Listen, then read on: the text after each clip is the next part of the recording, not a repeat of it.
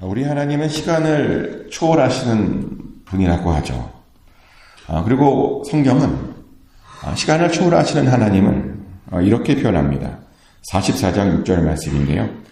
이스라엘의 왕인 여호와 이스라엘의 구원자이신 만군의 여호와가 이같이 말하노라. 나는 처음이요 나는 마지막이라 나 외에 다른 신이 없느니라. 아멘. 나는 처음이요 나는 마지막이랍니다. 한마디로 시작과 끝이라는 겁니다. 근데 그렇게 시간을 초월하시다 보니까 우리 하나님께서는 과거와 현재와 미래를 한눈에 다 같이 동시에 보실 수 있으십니다. 마치 우리가 좌와 우와 앞을 동시에 보는 것처럼 우리 하나님께서는 현재와 미래와 과거를 동시에 보실 수 있으십니다. 그리고 그것은 과거를 보는 순간 미래까지 다 알게 된다는 뜻이죠. 그리고 그 덕분에 하나님께서는 우리들에게 그 미래에 대한 일들을 굉장히 많이 알려주셨습니다. 오늘 본문에도 그런 예언의 내용이 나옵니다. 오늘 본문에 나오는 예언은 하나님께서 이스라엘에게 물을 주시고 시내가 흐르게 해주시고 하나님의 영과 복을 부어주시겠다라고 하는 내용이죠. 이사야 44장 2절부터 3절까지 말씀인데요.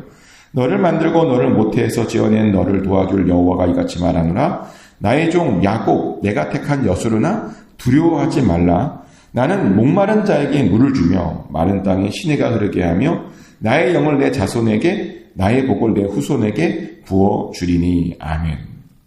하나님은 당신을 창조주 하나님이라고 고백합니다. 하나님께서 모든 세상을 지으셨고 심지어 우리는 모태에서부터 지으셨다고 말합니다.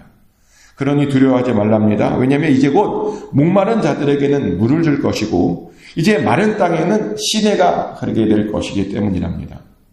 하나님의 영과 하나님의 복을 그 자손들에게 부어주시겠답니다. 하나님께서는 이런 예언의 말씀을 그들에게 말씀해 주셨습니다. 그리고 이 예언의 말씀은 정말 그 말씀 그대로 이루어졌죠. 이 예언대로 예수님께서 오셔서 그들에게 생명수 샘물이 되어주셨습니다. 또 예수님께서 오셔서 그들에게 성령을 부어주셨습니다. 그래서 그들은 영생을 얻게 되었고요. 복을 받았고요. 마침내 구원도 얻게 되었습니다. 그러면 하나님께서는 다시 한번 강조합니다. 자신처럼 될 일들과 장차올 일들을 알려줄 자가 어디 있냐고 말씀하십니다. 있으면 자기에게 설명해 보랍니다. 있으면 자기에게 말해 보랍니다. 아무도 자기처럼 하는 이가 아무도 없다고 말합니다. 그러니 아무것도 두려워하지 말랍니다. 아무것도 겁내지 말랍니다. 하지만 어떤 이들은 이런 하나님의 말씀들을 잘 믿지 못했습니다. 하나님께서 과거와 현재와 미래의 모든 것들을 다 알고 계시다라고 하는 것을 잘 믿지 못했습니다. 그러다 보니 염려했고 그러다 보니 두려워했습니다. 그러다 보니 하나님이 아닌 다른 우상들을 찾아다녔습니다.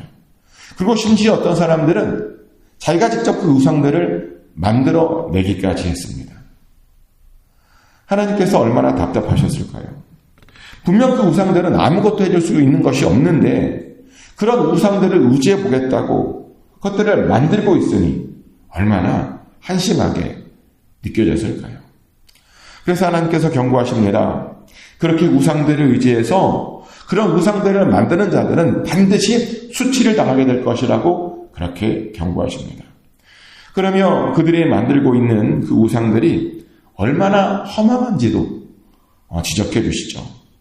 지금 그들이 어떻게 우상을 만들고 있냐면 땔감으로 쓸 그런 나무들을 가지고 우상을 만들고 있다고 지적하십니다.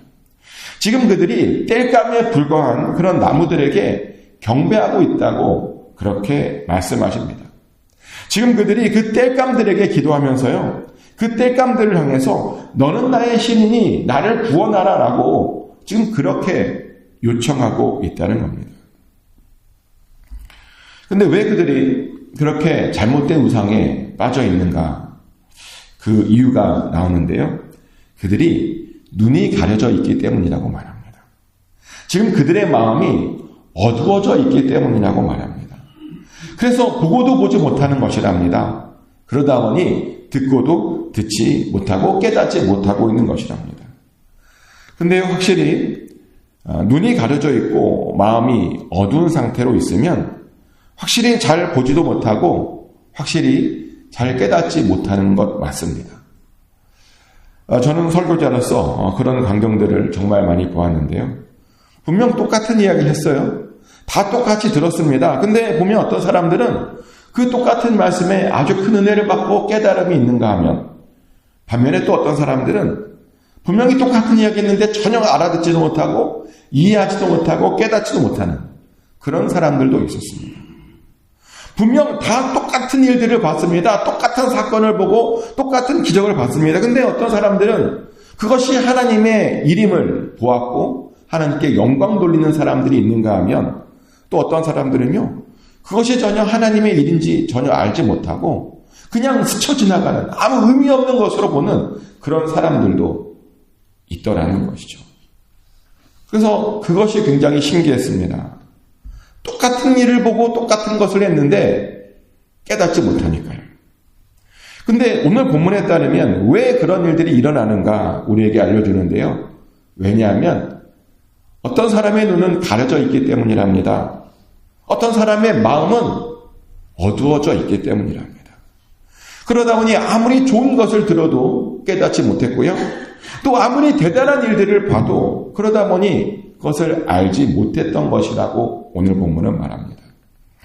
그래서 우리가요, 항상 주의해야 될 것이 뭐냐면 내 눈이 가려져 있느냐 아니냐를 알아야 되는 겁니다.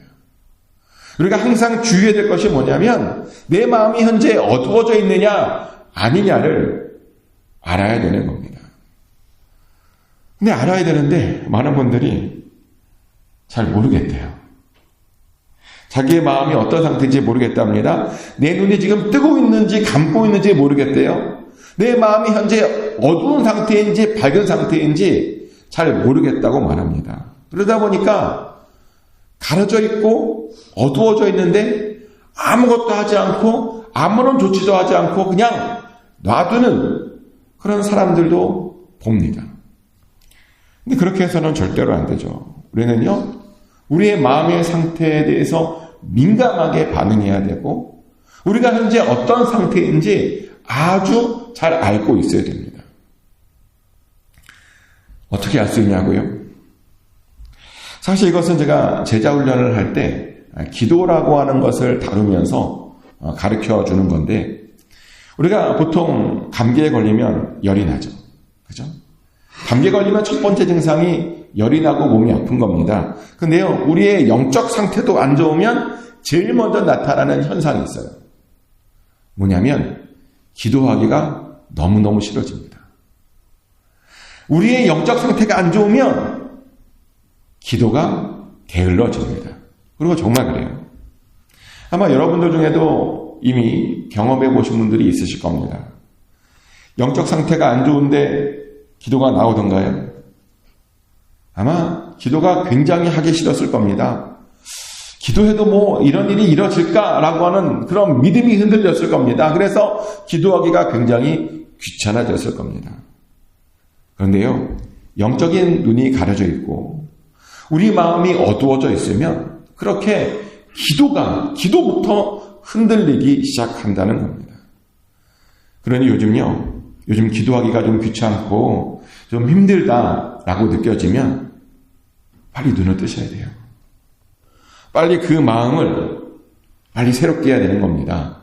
빨리 그 마음을 다시 밝게 만들어야 됩니다. 그리고요, 봐야 할 것들을 봐야 해요.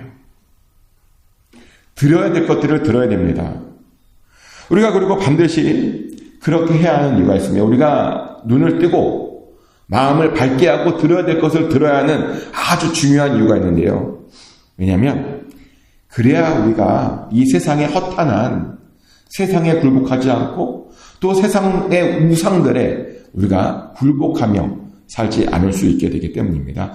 그래야 우리가 세상 사람들처럼 우상해요. 굴복하지 않으며 살 수 있게 되기 때문입니다.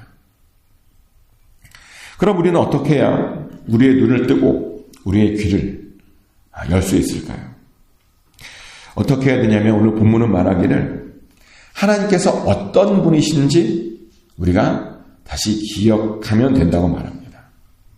실제로 그래서 하나님께서도 이스라엘에게 뭘 어떻게 명령하시냐면 이스라엘에게 기억하라고 이렇게 명령하시죠. 이사야 44장 21절 말씀입니다. 야곱아 이스라엘아 이 일을 기억하라.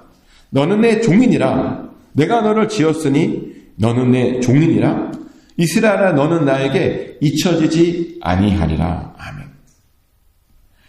하나님께서 말씀하시기에 우리가요 다시 회복되려면 반드시 기억해야 될 것이 있다고 말씀하시는데 뭘 기억해야 되냐? 우리가요 하나님의 종인 것을 기억하래요. 이게 무슨 말이냐면 하나님께서 우리의 주인이시라고 하는 것을 우리가 기억해야 된다는 겁니다. 또 하나님께서 우리가 뭘 기억하기 원하시냐면 하나님께서 그들을 지으셨음을 기억하랍니다. 이게 무슨 말이냐면 하나님께서 우리의 창조주이심을 기억하라는 겁니다. 또 하나님께서 말씀하시길 그들의 허물과 죄를 구름과 안개같이 없이 해준 것을 기억하랍니다. 이게 무슨 말이냐면 하나님께서 우리의 구원자요 구속자이신 것을 우리가 기억해야 된다고 말합니다. 그것을 제가 기억하고 아무런 걱정하지 말고 다시 돌아오라는 겁니다. 하나님께서는 이렇게 눈이 닫히고 마음이 어두워진 자들에게 그들이 무엇을 기억해야 되는지 분명하게 말씀해 주었습니다.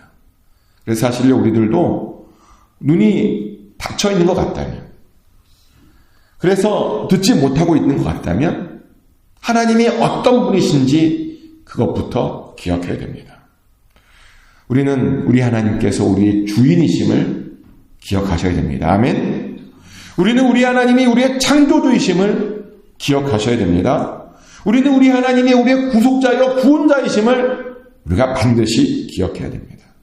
그렇기만 해도 세상이 허탄한 것들에게 우리가 무릎 꿇지 않게 됩니다. 그렇기만 해도 우리가 세상 사람들처럼 그런 우상에 굴복하지 않으며 살게 됩니다. 실제로 하나님께서 나의 주인이시라고 하는데 어떻게 다른 주인을 쳐다볼 수 있겠습니까? 하나님께서 나를 창조하셨다는데 우리가 어떻게 다른 것들을 의지하며 살 수 있겠습니까? 하나님께서 우리를 구속하셨다는데 우리가 어떻게 다른 것들을 경배하며 살 수 있겠습니까? 그래서 우리는요, 우리 이 세 가지를 반드시 기억하면 됩니다. 그러면서 하나님을 찬양하면 됩니다.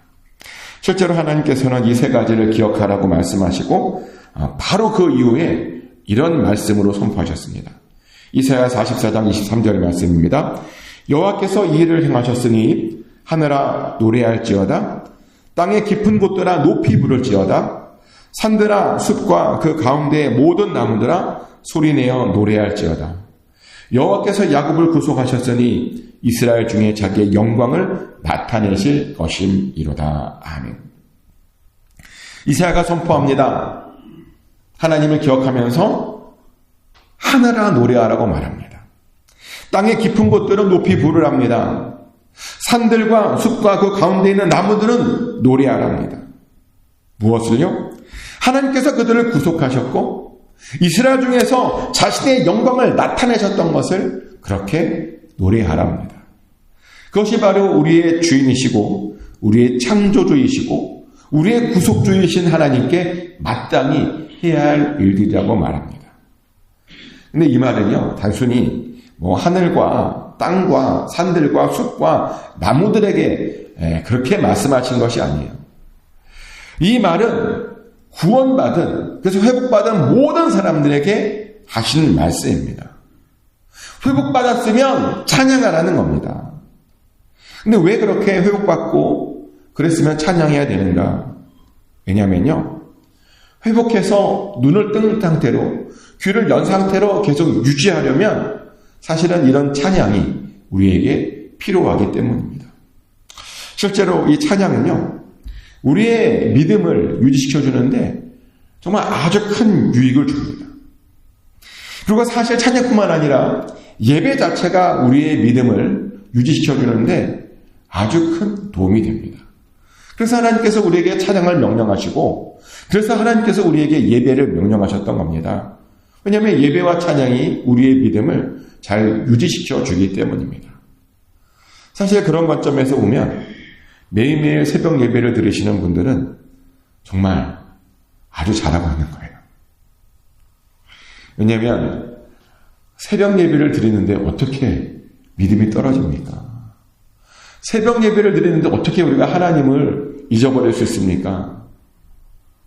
믿음이 떨어지는 게 뭡니까? 사실요, 새벽 예배만 잘 드려도요, 저는 우리의 믿음이 굉장히 깊어지고 넓어지고 높아지고 또 더 아주 크게 성장할 수 있다고 저는 믿습니다. 그래서 이제 실제로 새벽 예배를 매일 드리시는 분들 중에는 정말 대단한 믿음을 가지고 계신 분들이 정말 많아요. 제가 여러분 교만 할까봐 잘 말씀 안 드리는데 새벽 예배를 드리고 싶은 중에는 정말 대단한 믿음을 갖고 계신 분들이 정말 많습니다. 저는 어떤 관점에서는 웬만한 목사들보다 더 믿음이 크지 않을까. 저는 그렇게 솔직하게 생각해요. 여러분 교만할까봐 이런 얘기 안 하는데 저는 그렇게 정말 생각합니다. 근데 그럴 수밖에 없어요. 왜냐하면 찬양과 예배가 우리를 그렇게 만들어 주거든요. 그래서 하나님께서도 우리에게 또 만물에게 그렇게 찬송하고 예배 드려야 된다고 이렇게 말씀하셨던 겁니다. 그리고 또 하나님께서는 마지막으로 어떤 말씀도 하시냐면 당신이 어떤 일들을 하셨고 또 앞으로 어떤 일들을 하실 것인지에 대한 이야기도 이렇게 계속 또 말씀해 주십니다.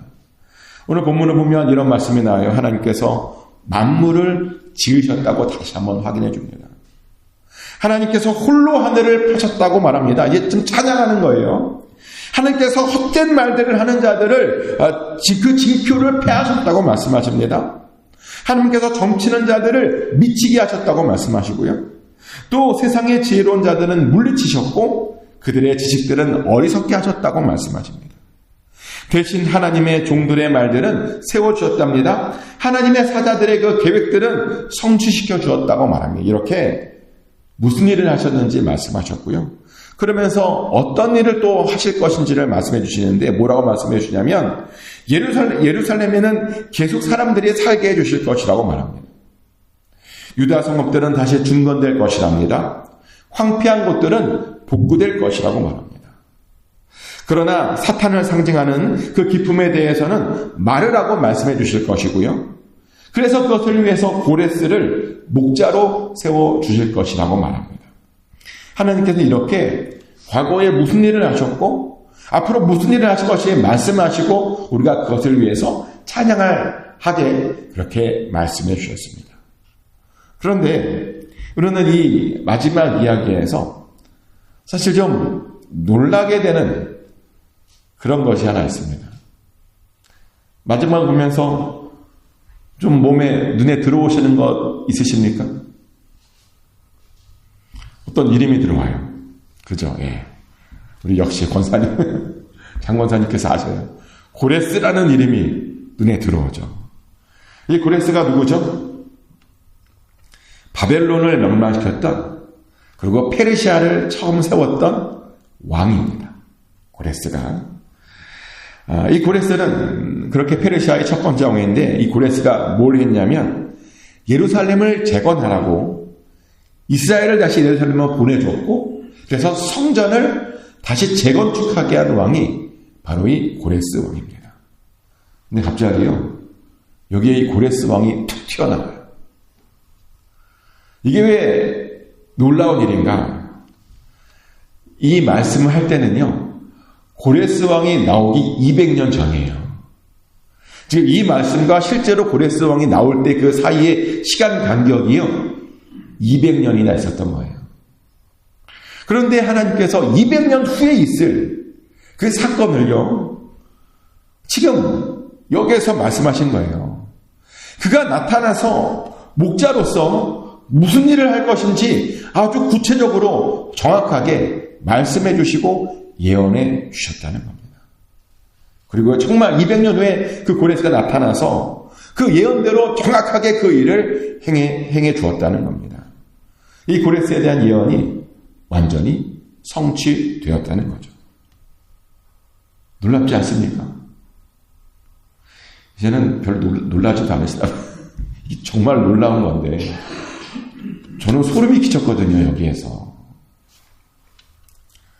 근데 이 장면에서 우리가 다시 한번 뭘 알게 되냐면, 우리 하나님 정말 모든 걸 알고 계시다. 미래를 알고 계시고 그렇게 역사를 정말 촘촘하게 주관하고 계신다라는 것을 우리가 알게 됩니다.